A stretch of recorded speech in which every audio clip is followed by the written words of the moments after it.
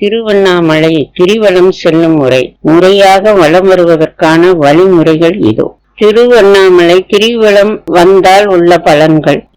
புராண காலத்தில் பிரம்மா மற்றும் விஷ்ணுவுக்கு இடையே ஏற்பட்ட போட்டியில் சிவபெருமான் அக்கினி ஸ்தம்பமாக, அதாவது நெருப்பு பிளம்பாக நின்ற இடமே இது என்று கருதப்படுகிறது. இதனுடைய புராணம் என்னவென்றால், பிரம்மா விஷ்ணு இருவரில் யார் பெரியவர் என்ற போட்டியில் சிவபெருமான் ஒரு அக்கினி மலை வடிவில் வந்து அதன் அடிமுடி தேடச் சொல்லி இருவரின் அகந்தையை அடக்கிய திருத்தலமே இந்த திருவண்ணாமலை ஆகும். பஞ்சபூத தலங்களில் இது நெருப்புக்குரிய தலமாக இன்றும் போற்றப்படுகிறது. மலை சுற்றளவு 14 கிலோமீட்டர் இருக்கிறது. இப்பாதையில் அஷ்டலிங்கங்கள் உள்ளது. இதுவும் இதனுடைய சிறப்பாகும். திருவண்ணாமலை சித்தர்கள் மற்றும் யோகிகளின் வாழ்விடமாக கருதப்படுகிறது. கிரிவலம் செல்லும் பொழுது அவர்களின் ஆசி கிடைக்கும் என்பதும் ஐதீகம், நம்பிக்கை. இந்த கிரிவலம் பாவங்களை போக்கி முக்தி மற்றும் மன அமைதியை தரும் என்று நம்பப்படுகிறது. இத்தலம் ஜோதி வடிவாகவும் நினைத்தாலே முக்தி தரும் திருத்தலமாகவும் சிறப்பிக்கப்படுகிறது. திருவண்ணாமலையில் கிரிவலம் செல்வது என்பது வெறும் நடைப்பயணம் மட்டுமல்ல, அது புனிதமான ஆன்மீக வழிபாடாகும். மலையே சிவனாக கருதப்படுவதால் 14 கிலோமீட்டர் சுற்றளவு கொண்ட இந்த மலையை முறையாக வலம் வருவதற்கான வழிமுறைகள் இதோ. கிரிவலம் தொடங்கும் முறை. கிரிவலத்தை தொடங்கும் முன் கோயிலுக்கு அருகில் உள்ள பூத நாராயணரை தரிசித்து அனுமதி பெற வேண்டும். இவரே மலையின் காவல் தெய்வம் என கருதப்படுகிறார். வழியில் உள்ள இரட்டை பிள்ளையாரை வணங்கி கிரிவலம் தடையின்றி முடிய வேண்டிக் கொள்ள வேண்டும். அதன் பின்னர் அண்ணாமலையார் மற்றும் உண்ணாமலை அம்மனை தரிசித்துவிட்டு ராஜகோபுரத்தை வணங்கி கிரிவலத்தை தொடங்க வேண்டும். எப்பொழுதுமே மலையை வலப்புறமாக மட்டுமே சுற்ற வேண்டும். ஓடவோ மிக வேகமாக நடக்கவோ கூடாது. நிதானமான வேகத்தில் நடக்க வேண்டும். மௌனமாக வீண் பேச்சுக்களை தவிர்த்து ஓம் நமச்சிவாய,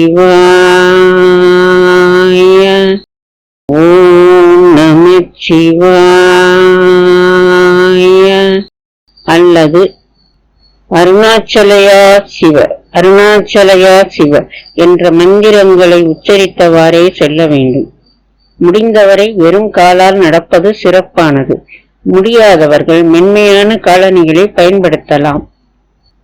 அஷ்டலிங்கங்கள். கிரிவல பாதையில் 8 திசைகளிலும் அமைந்துள்ள கீழ்கண்ட 8 லிங்கங்களும் வரிசையாக நாம் தரிசனம் செய்வது முக்கியமாகும். இந்திரலிங்கம் கிழக்கில் உள்ளது. அக்கினி லிங்கம் தென்கிழக்கில் உள்ளது.